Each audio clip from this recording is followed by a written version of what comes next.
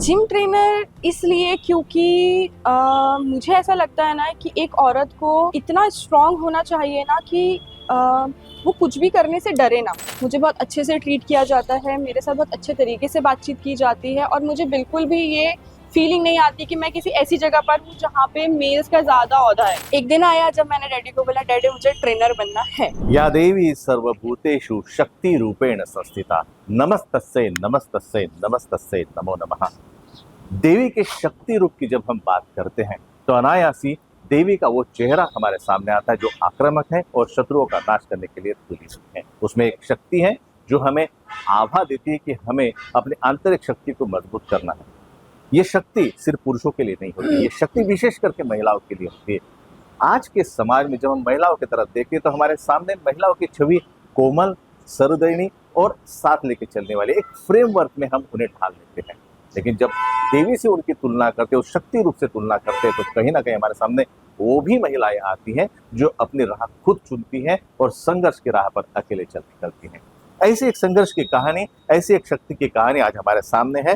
मैं स्वागत करता हूँ हरजीत जी, आपका बहुत बहुत स्वागत है आपका और आपको नवरात्रि की बहुत बहुत शुभकामनाएं। ये प्यारी सी मुस्कान हरजीत के चेहरे पे जो आप देख रहे हैं, ये एक शक्ति का रूप है जिन्होंने अपनी राह खुद चुनी और ऐसी राह चुनी कि आज लोग इनके सामने मुस्कुराते आते हैं और अपनी सेहत बनाते हैं। आप जिम ट्रेनर हैं और बहुत बखूबी अपना जो है काम वो कर रही हैं। हरजीत जी, ये एक दौर जो है, एक लड़की, एक महिला और अब जिम ट्रेनर, ये सफर हमारे दर्शक आपसे जानना चाहेंगे। जी बिल्कुल, मैं बहुत खुशी बताना चाहूँगी कि ये जो मेरा सफ़र रहा है, ये बहुत सारी चुनौतियों से भरा रहा है, ग्राफ की तरह बिल्कुल, जिसमें अप एंड डाउन्स तो बहुत सारे हुए हैं। जो मैंने कहा कि वो ईसीजी की ग्राफ की तरह, और वो पेशेंट की किसी जिसको हार्ट डिसीज है। एग्जैक्टली, जो पेशेंट बिल्कुल हॉस्पिटल में लड़ रहा है अपने लिए बिल्कुल वैसी ही लड़ाई रही है मेरी। तो ये जो लड़ाई है ये इजी बिल्कुल नहीं थी जी। और हार्श बोल सकते हैं थी। समटाइम कुछ चीज़ों से निकलना पड़ता है किसी भी फील्ड में जाने के लिए। वुमेन्स को मेरे हिसाब से ऐसा लगता है जितना संघर्ष करना पड़ता है ना, वो थोड़ा सा डिफरेंट हो जाता है। यहाँ पे मैं मेल फीमेल को कंपेयर नहीं करना चाहूँगी, everyone have their own story, but females के टाइम में ये चीज़ें थोड़ी सी बाउंड्री वाइज हो जाती है। उनकी तरफ देखने का नजरिया जो है, एक होता है कि भैया ये इस दायरे में ही इनको रहना है, अगर दायरे से बाहर गई तो उसके तरफ देखने का लोगों का जो है नजरिया जो है वो बदल जाता है। तो अब इस नजरिए से भी लड़ना है आपको अपने लक्ष्य को भी पूरा करना है, घर गृहस्थी भी संभालनी है, एक कसरत होती है। यहाँ पे तो आप आपके जो क्लाइंट्स हैं उनसे कसरत करवाती है, लेकिन हरजीत ने ये कसरत कैसे की? देखिए, मेरी कसरत तो बहुत ज़्यादा हार्ड रही है, बहुत ज़्यादा डिफिकल्ट रही है, क्योंकि कोई भी चीज़ करना आसान नहीं था मेरे लिए। जो मेरी लाइफ के स्ट्रगल्स थे, अप एंड डाउन्स थे, वो इतने ग्राफी थे कि एक्चुअली हार्ट अटैक आ सकता था बट ठीक है, जैसा भी था, लाइफ बहुत अच्छी है। बहुत मेहनत किया है मैंने इस जगह पर आने के लिए, खुद को बहुत इस्टेब्लिश किया है, अपना एक ऑरा बनाया है लोगों के बीच में। आज जिस जिम में मैं काम कर रही हूँ, यहाँ पे जो लोगों का तरीका है मुझे देखने का, मुझे ऐसा लगता है कि शायद मैंने अपने आप में वो सफलता हासिल की है, जहाँ पे मैं अगर खड़ी होती हूँ तो लोग मुझे उस तरीके से ट्रीट करते कि ये एक हमारी गुरु है। कहीं ना कहीं जो एक पहले नजरिया था कि आप जब ये राह चुन रही थी तब का वो स्ट्रगल था, लेकिन आज जब आप ये काम कर रही हैं तो आपको अप्रिसिएशन मिल रहा है। डेफिनेटली। कैसा लगता है? मुझे बहुत ज़्यादा अच्छा लगता है कि मेरे से कई बड़े उम्र के लोग आते हैं, मेरे से छोटे उम्र के लोग आते हैं, मेरी खुद की उम्र के लोग आते हैं, बट जो सारे मुझे रिस्पेक्ट देते हैं वो मुझे एक नेक्स्ट लेवल पे लेके जाती है कि मुझे और भी आगे लाइफ में अच्छा अचीव करना है।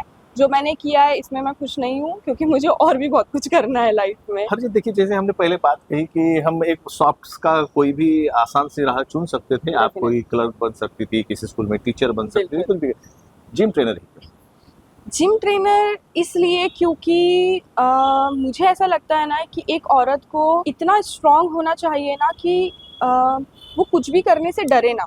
जिम एक ऐसी जगह है जहाँ पर जब हम वर्कआउट करते हैं, खुद को ट्रेन करते हैं, खुद को चेंज करते हैं, कैसा होता है ना कि जिम में आने के बाद में आपका पर्सनालिटी भी चेंज होता है। सिर्फ आपका लाइफ चेंज नहीं होता है, आपका बॉडी चेंज नहीं होता, आपका एक माइंडसेट चेंज होता है। और वही माइंडसेट चेंज होने के कारण ही शायद मैं आज इस जगह पर, क्योंकि जब मैंने अपनी शुरुआत की थी 2017 में, तो मैं एज अ पर्सन जिम में वर्कआउट करना जाना स्टार्ट किया था ना। लेकिन वहाँ पे जिन फीमेल्स के साथ में मैं वर्कआउट करती थी उनके अंदर जो मैं अंडर कॉन्फिडेंस वाली फीलिंग देखती थी कि वो अपनी चीज़ें एक्सप्लेन नहीं कर एक पाती थी। कम्युनिकेशन Yes, थोड़ा exactly. सा तो वो मेल ट्रेनर्स को अपनी चीज़ें डिफाइन नहीं कर पाती थी, उन्हें नहीं समझा पाती थी कि हमें कैसे खुद पे वर्क करना है, या उन्हें अपनी पर्सनल चीज़ें नहीं बता पाती जी। थी। तो उस जगह पर उनके बीच में बैठे बैठे मुझे ऐसा लगा कि शायद यही मेरी लाइफ है और मुझे अब आगे इसी में बढ़ना है, क्योंकि मैं चाहती हूँ कि कोई भी फीमेल अपने आप में सेल्फ कॉन्फिडेंस को बना के रखे, कम ना होने दे, और उसके लिए उन्हें जो चीज़ चाहिए I will definitely be there for them. आपने बात कही जो आपके साथ में महिला क्लाइंट्स जो रहती हैं हाँ जी, वो उनकी कम्युनिकेशन तो आप कर लेती होंगी, बिल्कुल। लेकिन बात यहाँ खत्म नहीं होती ना, क्योंकि आपके सामने मेल्स क्लाइंट्स भी है, Definitely. उनको भी आपको कम्युनिकेट करना है, तो बिल्कुल। उनका अप्रोच आपके प्रति कैसे रहता है? देखिए, यहाँ पे जो लोग आते हैं वो मुझे ऐसे ट्रीट करते हैं जैसे मैं उनकी गुरु हूँ। जी। यहाँ पर उनका जो नज़रिया होता है किसी से भी डिफरेंट मुझे फील नहीं कराते हैं।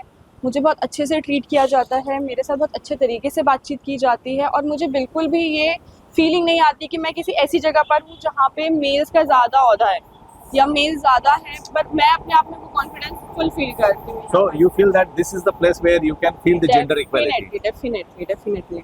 अब एक ऐसा समाज हम विकसित कर रहे हैं आने वाले, जैसे हम नवरात्रि की बात करते हैं, तो नवरात्रि में हम 9 दिन तो देवी की पूजा कर लेते हैं और उसमें हम बहुत सारी बातें कर लेते हैं कि हाँ महिलाओं को इस नज़र से देखना चाहिए, उस नज़र से देखना चाहिए। आप आज के समाज से, आज जो लोगों का महिलाओं के प्रति देखने का नजरिया है, क्या आप उससे संतुष्ट है या इसमें और बदलाव होना चाहिए?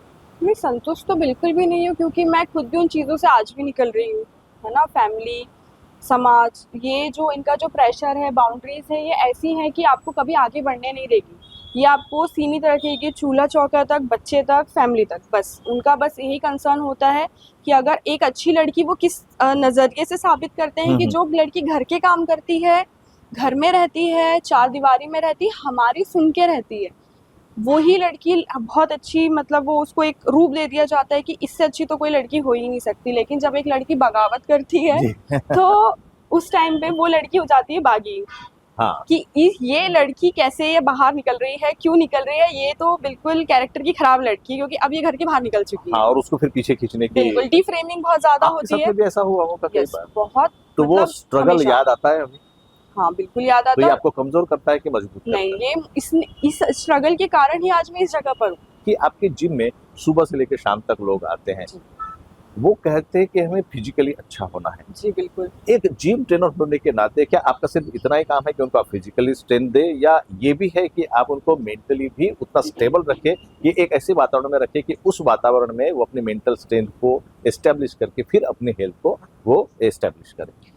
देखिए, हमारा सबसे पहला काम होता है कि जब कोई भी पर्सन जिम में आ रहा है, वो किस मोटिव से आ रहा है पहले वो समझना। हमेशा सबका मोटिव जिम में आने का एक ही होता है कि हमें हमारी फिजिकल हेल्थ पे काम करना है। जी। किसी को किसी बॉडी रिलेटेड प्रॉब्लम होती है, किसी का जो भी इंटरनल इशू होता जी। है, आउटर इशू होता There may be है, various reasons फैट to होता है, जो भी उनका जो सेल्फ कॉन्फिडेंस लूज कर लेते हैं, वो लोग जिम में आते हैं। बट मैं बताना चाहूँगी कि जिम में आने के बाद में personality development plus brain development, ये करना हमारा काम है। कि जो पर्सन आ रहा है वो अपना तो एक मोटिव लेके आ रहा है, लेकिन जो बाहर उसकी लाइफ में चल रहा है, स्ट्रेस है, वर्क स्ट्रेस है, फैमिली स्ट्रेस है, तो उस चीज़ों से हमारा काम है उन्हें निकालना।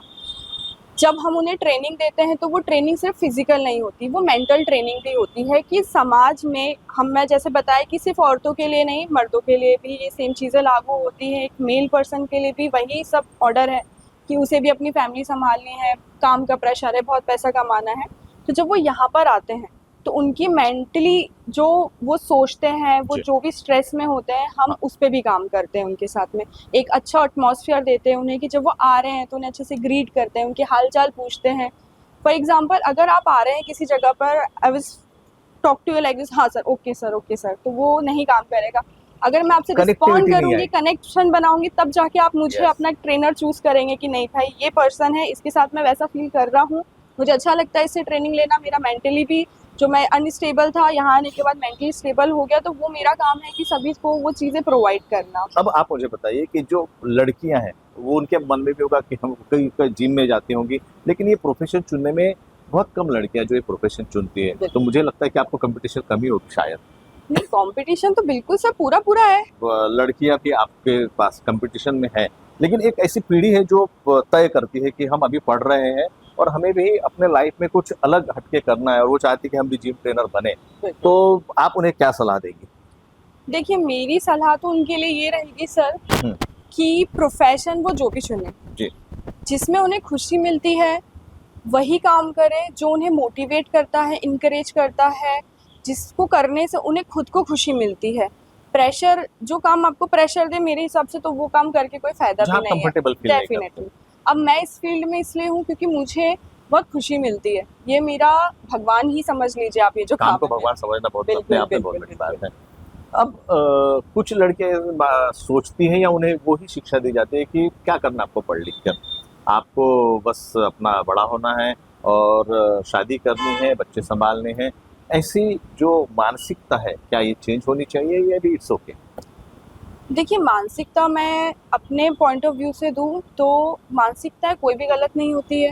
कहीं न कहीं हमारे बड़े बुजुर्गों ने कुछ देखा होता है, उसके कारण ही वो सजेशन देते हैं। जी सजेशन देना और उसमें किसी इंसान को बाँध के रखने में बहुत फ़र्क होता जी है ना? अगर कोई आपकी बाउंड्रीज़ डिसाइड कर रहा है, तो डेफ़िनेटली उसके लिए आपको लड़ना चाहिए। हाँ, अगर आप कंफर्टेबल है घर में रह के रोटी बनाने में, बच्चा सँभालने में, घर इट शुड सँभालने बी में, your own it choice. Should be your own choice, है ना? लेकिन अगर आप लाइफ़ में कुछ करना चाहते हैं, तो डेफ़िनेटली आपको मेहनत तो बहुत करनी पड़ेगी, सबसे पहले लड़ाई करनी पड़ेगी। बिल्कुल तो उस मेहनत को करने के लिए, उस लड़ाई को करने के लिए हमें सबकी सोच पे भी काम करना पड़ेगा।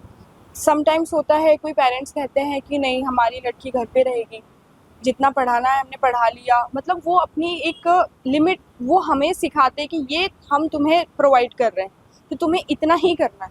मुझे ऐसा लगता है कि शायद मेरे जैसी बागी लड़की को ये चीज़ें पसंद नहीं आई, कभी भी नहीं आई।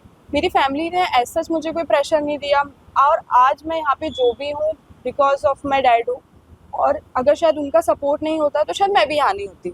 जो इतनी लड़ाई मैंने लड़ी, इतना जो भी मेरा स्ट्रगल रहा है, वो सिर्फ़ मेरे डैडी के कारण हुआ है। तो एक सपोर्टिव पर्सन तो मेरे हिसाब से फैमिली में रहना भी चाहिए। बिल्कुल रहना चाहिए, जो आपको मोटिवेट करे। डेफिनेटली। और अगर वो पापा है तो फिर तो फिर तो दुनिया की बात ही क्या है। और मैं भी एक लड़की का पिता हूँ, तो मैं समझता हूँ कि बिल्कुल, बेटी का अटैचमेंट कैसा होता है पिता के बिल्कुल। साथ में। अगर मैं आपसे कहूँ कि पूछूँ कि आपको लाइफ में एक ऐसी चीज जो है आप भूल जाना चाहती, तो क्या भूलना चाहेंगे आप? देखिए, मेरा पास्ट जो था वो काफ़ी प्रॉब्लम से भरा हुआ था। जी एज़ आई सेड कि मुझे पढ़ाई में इतना कोई ख़ासा इंटरेस्ट नहीं था। तो मैंने उतनी ही पढ़ाई करी जितनी मुझे करनी थी। तो जी वहाँ से भी मेरी फैमिली से प्रेशर नहीं रहा। I was in my school ना, तो मैं 37-38% लाती थी, उसमें भी मेरे डैडी ने मिठाइयाँ बाँटी है। तो मुझे कभी पढ़ाई के सच लिए वंडरफुल प्रेशर नहीं डैड यू रहा। है।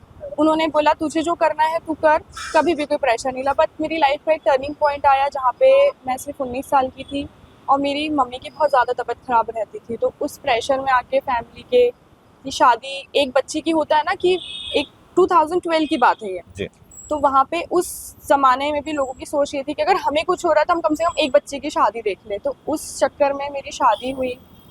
मेरी लाइफ बहुत अच्छी मैं शुरू करना चाह रही थी, क्योंकि मुझे ऐसा कोई खासा इंटरेस्ट नहीं था थिंग्स जॉब नॉट करने वेंट में। जब एज हाँ, प्लान। हाँ, मेरा कोई मतलब इंटरेस्ट ही नहीं था कभी जॉब करने में, पढ़ाई जी करने में। मैं बिल्कुल स्टेबल लड़की थी, काफ़ी शांत स्वभाव की थी और बहुत सिंपल सी लड़की थी। But by the time when I got married, चीज़ें वो बोलते हैं ना, नर्क से बदतर होना, जी तो वो मेरे साथ हुआ। मेरी बेटी हुई, आज वो 12 साल की है।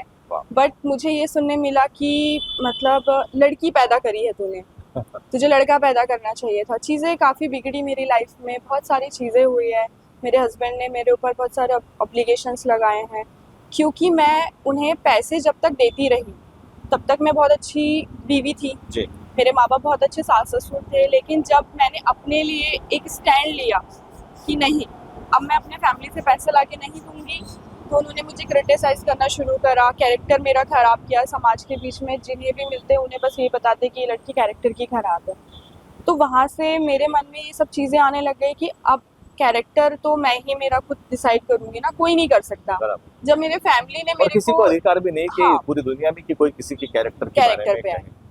तो जब बेटी धीरे धीरे बड़ी हो रही थी, तो मुझे ऐसा लगा कि जो मैं झेल रही हूँ जी या जो मैं सहन कर रही हूँ, परिवार का एक होता है ना, हर लड़की में होता है कि इज्जत देखनी होती है, जी समाज की इज्जत देखनी होती है। तो वो इज्जत के चक्कर में ऐसा हो गया कि मेरी लाइफ शायद उस टर्निंग पॉइंट पे थी जहाँ पे मैं खुद को ख़त्म करने के लिए भी तैयार थी।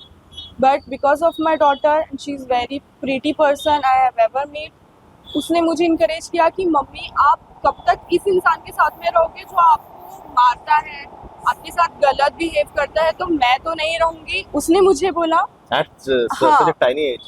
बिल्कुल, she was only 3.5 year old My on that time. तो उसका वो जो वर्ड था कि मम्मी यहाँ पे नहीं रह सकते हैं, ये इंसान अच्छे नहीं है।